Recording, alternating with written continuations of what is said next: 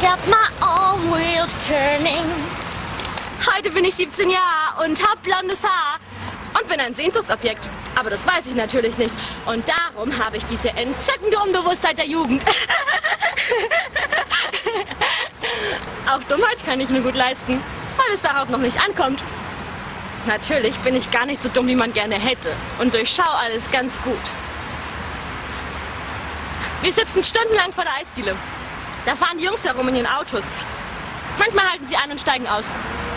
Dann wird ein bisschen geschnackt. Pickelgeigen, dumme Arschlöcher. Die haben ganz coole Namen. Je hässlicher sie sind, desto cooler.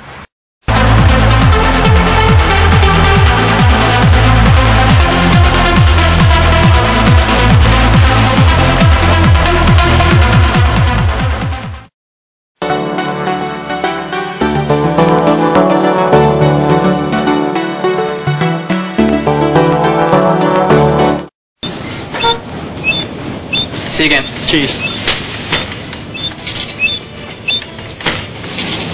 Anything else?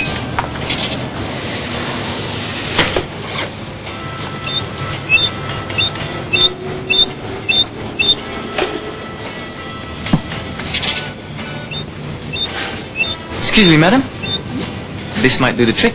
Oh. At Caltex, our staff will do whatever they can Thank you so much.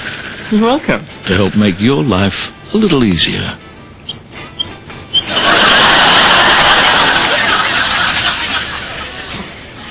Caltex.